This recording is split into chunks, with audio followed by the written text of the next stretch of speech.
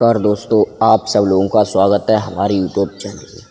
दोस्तों, आज हम आपको 10 महाविद्याओं साधना के बारे में संपूर्ण जानकारी देंगे। दोस्तों, किस कुल में कौन सी देवी आती है इसके बारे में भी बताएंगे और आपको सबसे महत्वपूर्ण 10 महाविद्याओं मंत्र और आप इन 4 श्लोक के बिना साधना 10 महाविद्याएं कभी भी सिद्ध नहीं कर सकते हैं।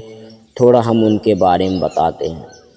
अगर आप इस मंत्र के अंतिम श्लोक मंत्र की अगर आपने जाप नहीं किया तो इसमें क्या लिखा है, इस कवच के बिना जो साधक इस विद्या का मंत्र जाप करता वह सैकड़ों कल्प में भी उसकी साधना की सफलता प्राप्त नहीं कर सकता। दोस्तों, अब आपको बताता हूँ कुछ और 3 ऐसे 4 श्लोक हैं जिनसे आप अपनी शक्ति को तीव्र गति से प्राप्त कर सकते हैं। वो भी इस वीडियो में आपको बताएंगे। बने रहिए अंत तक। दोस्तों, आइए पूरी जानकारी समझते हैं। उससे पहले आप हमारे यूट्यूब चैनल को कर लीजिएगा सब्सक्राइब। दोस्तों, आपको पहले बताता हूँ कि देवी के कुल कितने होते हैं और उन्हें किस किस कुल से देवी को सिद्ध करते हैं। दोस्तों, कुल के परंपरागत अनुसार 10 महाविद्याओं की उपासना साधक अपनी अपनी श्रद्धा अनुसार करता है, परंतु साधक में कुछ विशेषताएं रखने के लिए दीक्षा ली जाती है। 10 महाविद्याओं में से संबंधित कोई भी दीक्षा भिन्न खंडों में ले सकता है। इन खंडों में कुल 2 कुल होते हैं। ये 2 नामों से जाने जाते हैं, श्री कुल और काली कुल के नाम से इन्हें विख्याति अर्जित हुई है। जो साधक भगवती काली तारा छिन्नमस्तिका की दीक्षा लेता है वह माता काली को आराध्य कहकर और उन्हें काली कुल का माना जाता है। शेष साधक महाविद्याओं के श्री कुल के माने जाते हैं। दोस्तों, 10 महाविद्याएं कौन कौन सी हैं उनके बारे में भी हम आपको बता देता हूँ।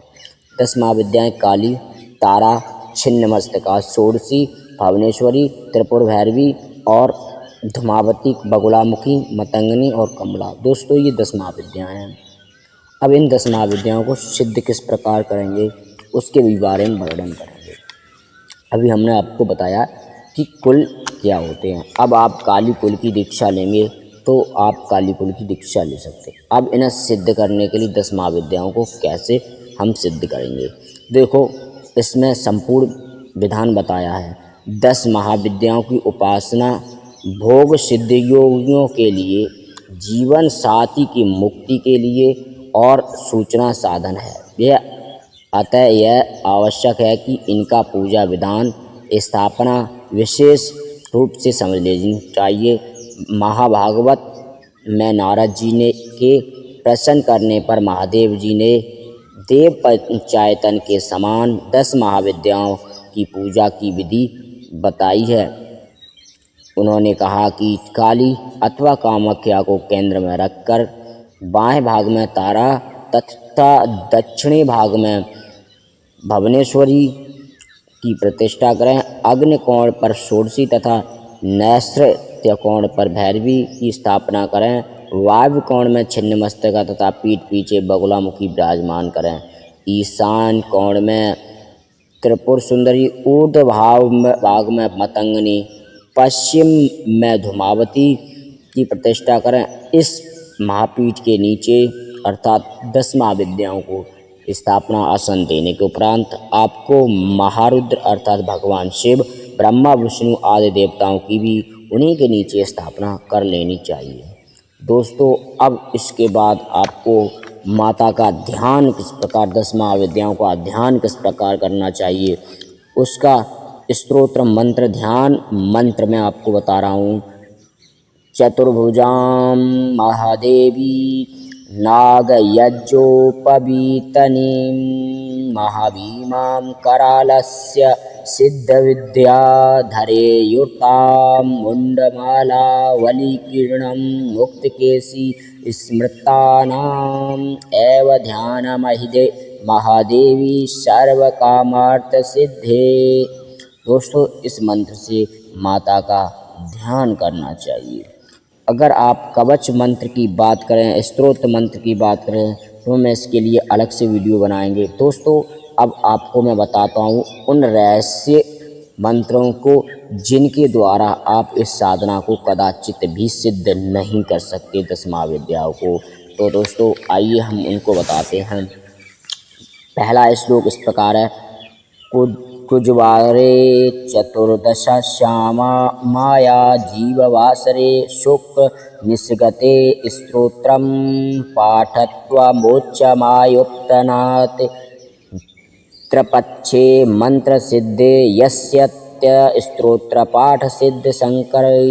दोस्तों इस मंत्र से मंगलवार की चतुर्दशी तिथि को, बृहस्पतिवार की अमावस्या तिथि को और शुक्रवार की निशा काल में यह स्तोत्र मंत्र पढ़ने से मोक्ष की प्राप्ति होती है और 3 पक्ष तक लगातार स्तव के पढ़ने से मंत्र सिद्धि प्राप्ति होती है, इसमें कोई संदेह नहीं है। दूसरा श्लोक आपको इस प्रकार है।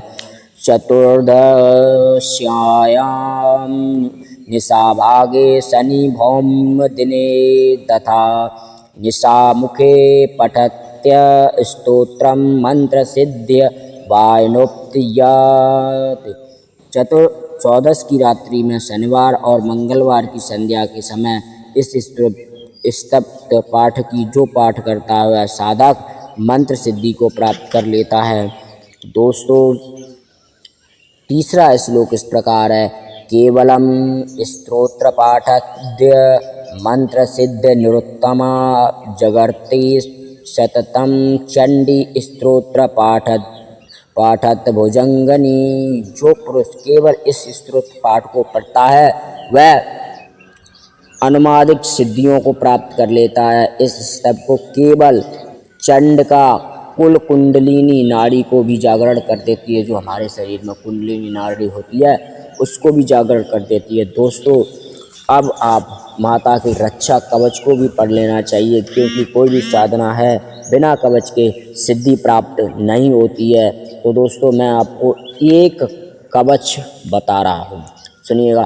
पूर्वे माँ पातु बाहरै ब्रह्माणी दक्षिणे तथा उत्तरे वैष्णवी पातु चंद्राणी पश्चिमावस्तु महेश्वरी च अग्न्याये नैऋस्ते कमला तथा वायाम पातु कुमारी चंडिका हीसके स्तुवतु। अर्थात बाहरई पूर्व दिशा में और ब्रह्माणी दक्षिण दिशा में, वैष्णवी उत्तर दिशा में, दक्षिणा इंद्राणी पश्चिम दिशा में, महेश्वरी अग्नि कोण पर और कमला नैऋष्ण कोण पर, कुमारी वायु कोण पर और चामुंडा ईशान कोण पर सर्वदा मेरी रक्षा करें। दोस्तों इस मंत्र के बाद अगर आपने इस कवच का जाप नहीं किया तो आपको सब मंत्रों का फल की प्राप्ति कभी भी नहीं होगी। इस कवच का मंत्र इस प्रकार है। इदम कवचमाज्ञत्वा महाविद्याच्च यो जपते न फलम जयति तस्या कल्पकोटितेरपि। दोस्तों अब हम आपको 10 महाविद्याओं का मंत्र भी बताता हूँ। श्री ह्रीं वज्रवैरोचनी पट स्वाहा। दोस्तों ये 10 महाविद्याओं का मंत्र है। अब अगर आपको मैं स्तोत्र मंत्र की पूरी की विधि बताएंगे वो अगले वीडियो में बता देंगे दूसरे पार्ट में। धन्यवाद दोस्तों।